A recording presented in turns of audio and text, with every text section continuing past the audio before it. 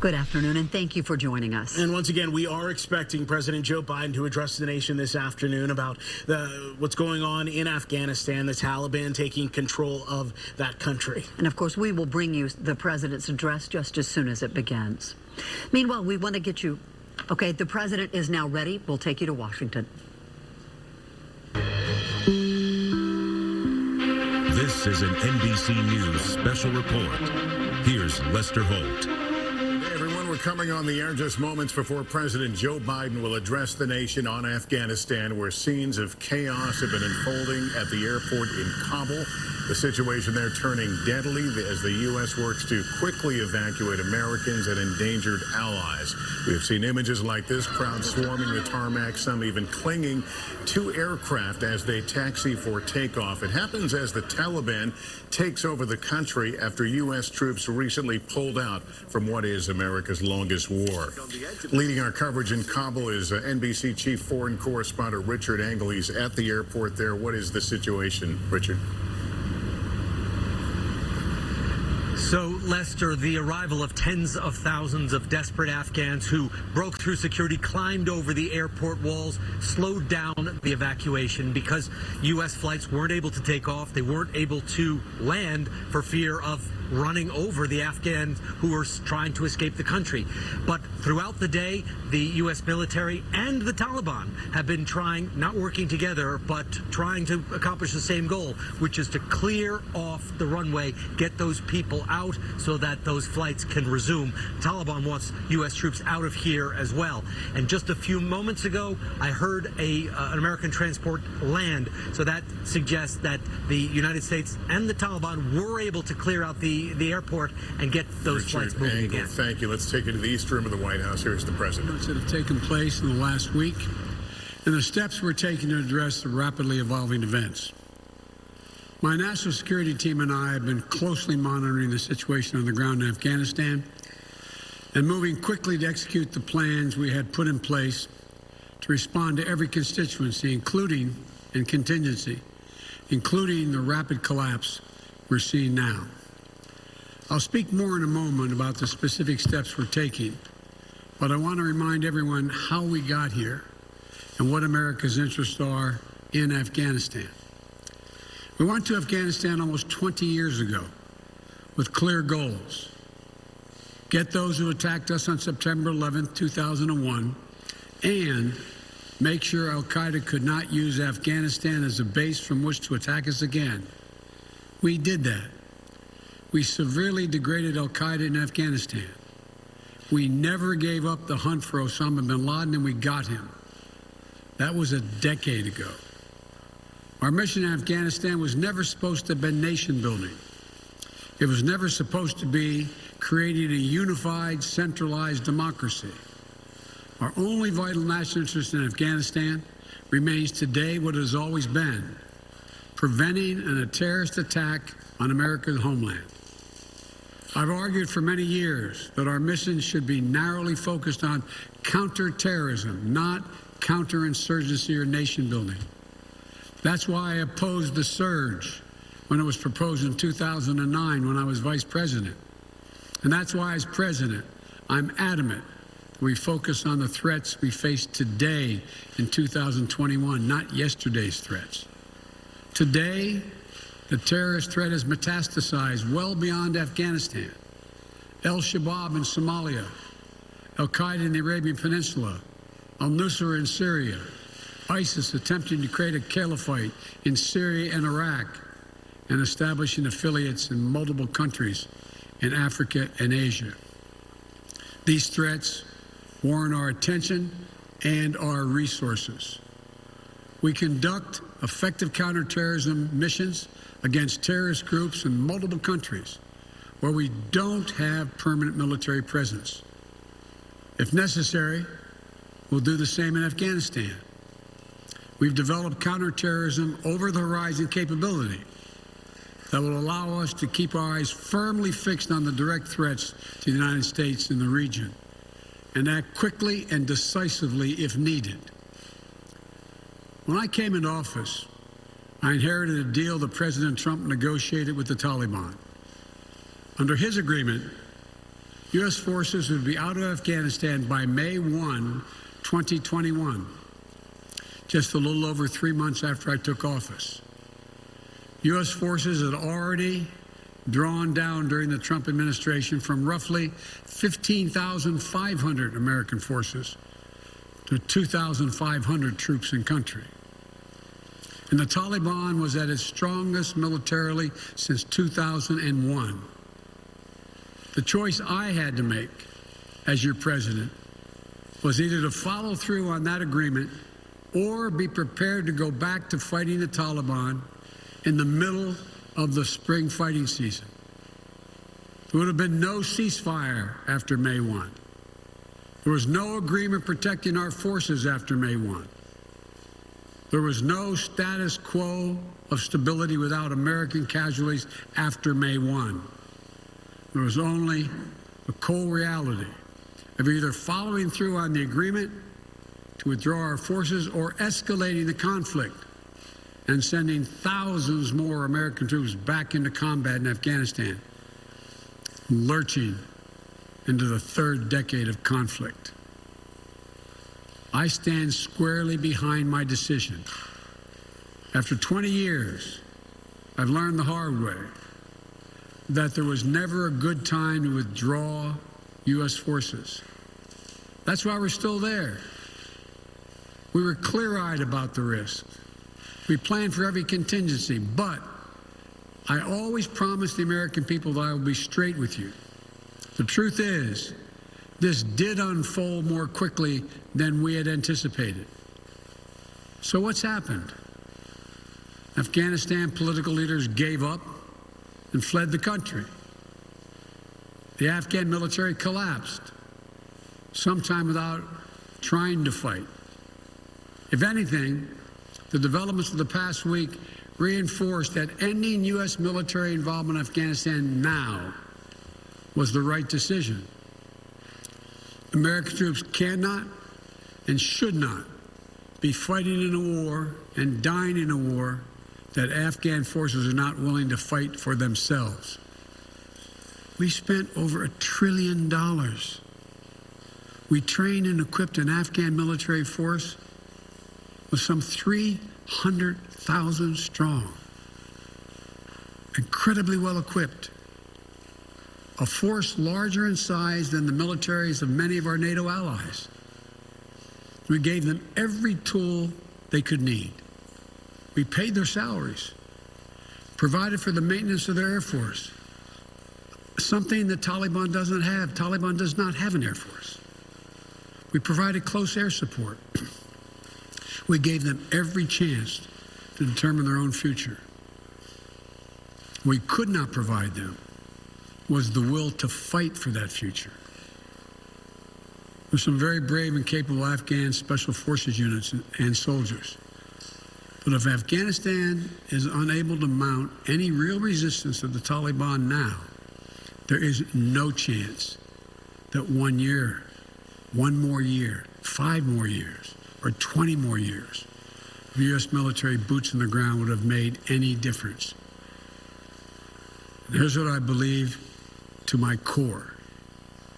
It is wrong to order American troops to step up when Afghanistan's own armed forces would not. If the political leaders of Afghanistan were unable to come together for the good of their people, unable to negotiate for the future of their country when the chips were down, they would never have done so while U.S. troops remained in Afghanistan, bearing the brunt of the fighting for them. And our true strategic competitors, China and Russia, would love nothing more than the United States to continue to funnel billions of dollars in resources and attention into stabilizing Afghanistan indefinitely.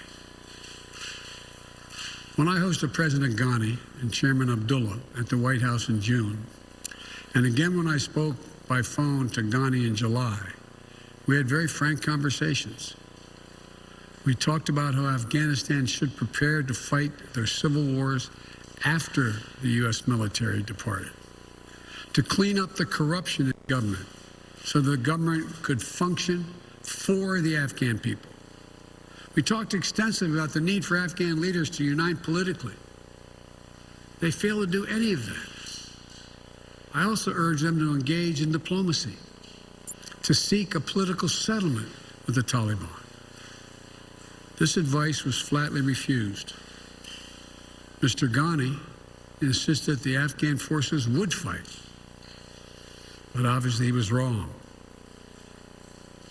So I'm left again to ask of those who argue that we should stay, how many more generations of America's daughters and sons would you have me send to fight Afghanistan's civil war when Afghan troops will not? How many more lives, American lives, is it worth? How many endless rows of headstones at Arlington National Cemetery? I'm clear on my answer. I will not repeat the mistakes we've made in the past.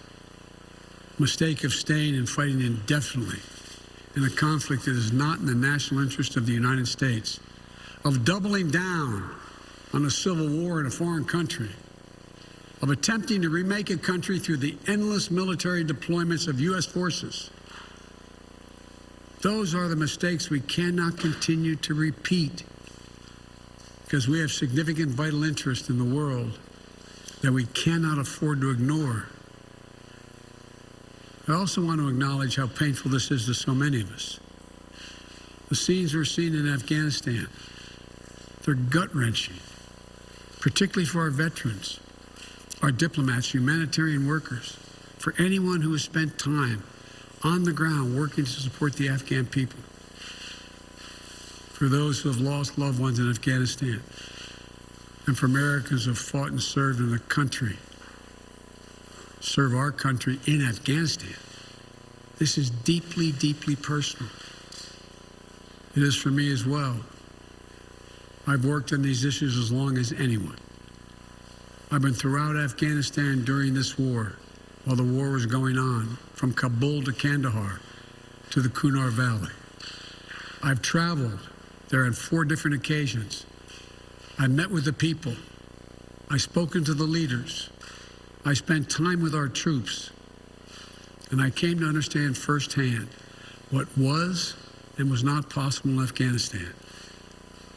So now we're focused on what is possible. We will continue to support the Afghan people. We will lead with our diplomacy, our international influence, and our humanitarian aid. We'll continue to push for regional diplomacy and engagement to prevent violence and instability. We'll continue to speak out for the basic rights of the Afghan people, of women and girls, just as we speak out all over the world. I've been clear that human rights must be the center of our foreign policy, not the periphery. But the way to do it is not through endless military deployments. It's with our diplomacy, our economic tools, and rallying the world to join us. Well, let me lay out the current mission in Afghanistan. I was asked to authorize, and I did, 6,000 U.S. troops to deploy to Afghanistan for the purpose of assisting in the departure of U.S. and allied civilian personnel from Afghanistan and to evacuate our Afghan allies and vulnerable Afghans to safety outside of Afghanistan. Our troops are working to secure the airfield and to ensure continued operation of both the civilian and military flights. We're taking over air traffic control. We have safely shut down our embassy and transferred our diplomats. Our diplomatic presence is now consolidated at the airport as well. Over the coming days, we intend to transport out thousands of American citizens who've been living and working in Afghanistan. We'll also continue to support the safe departure of civilian personnel, the civilian personnel of our allies who are still serving in Afghanistan.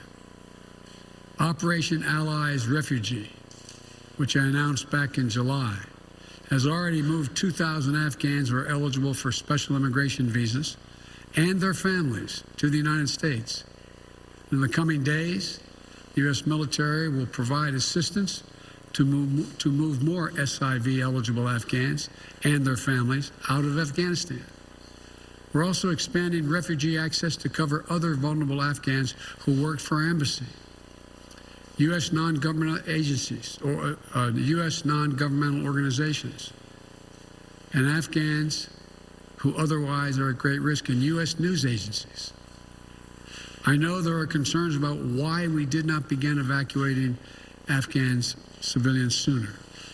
Part of the answer is some of the Afghans did not want to leave earlier, still hopeful for their country. And part of it because the Afghan government and its supporters discouraged us from organizing a mass exodus to avoid triggering, as they said, a crisis of confidence. American troops are performing this mission as professionally and as effectively as they always do, but it is not without risks.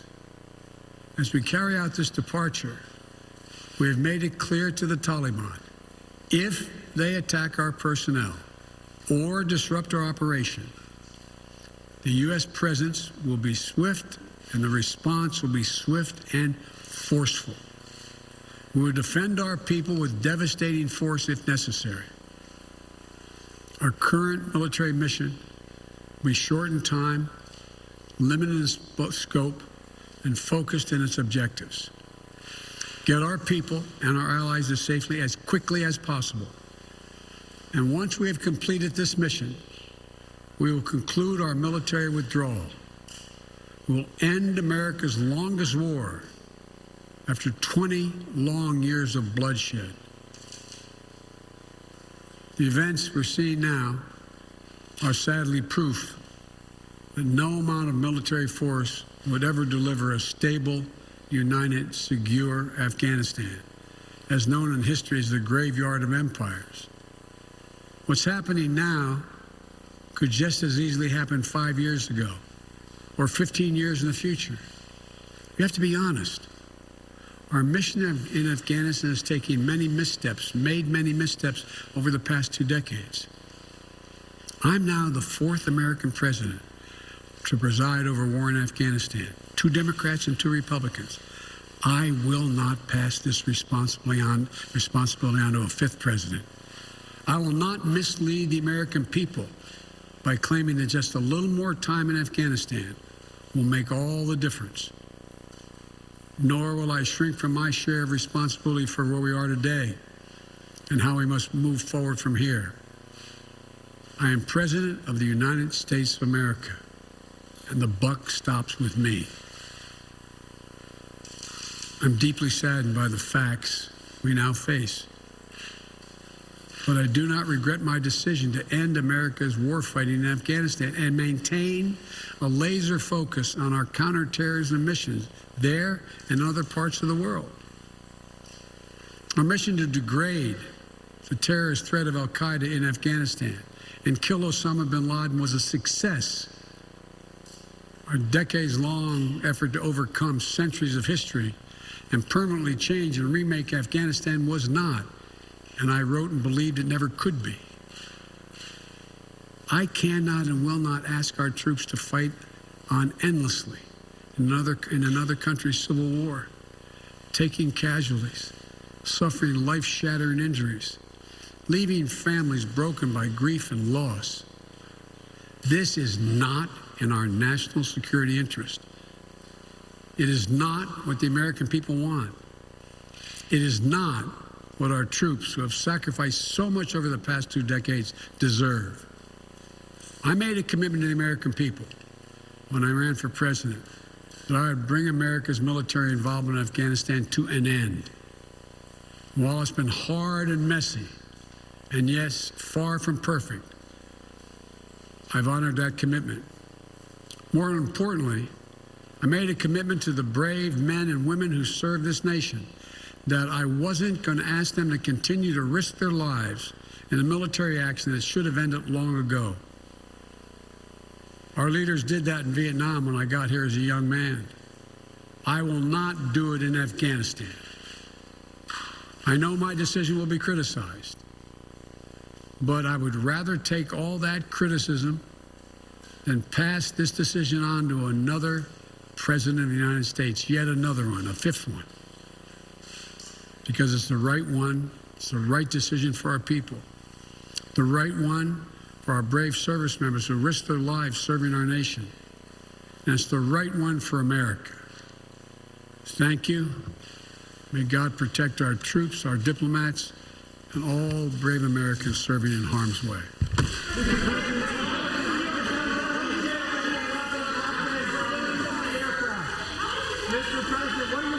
President Biden taking no questions, resolute that there is no turning the clock back in Afghanistan, noting the scenes we have seen coming from the Kabul airport today have been gut-wrenching. He says it has saddened him. At the same time, he posed the question, how many more generations would you have me send to a country not willing to fight for itself? I'm paraphrasing there again. These are some of the images earlier at the airport, people trying to scramble up jetways onto aircraft.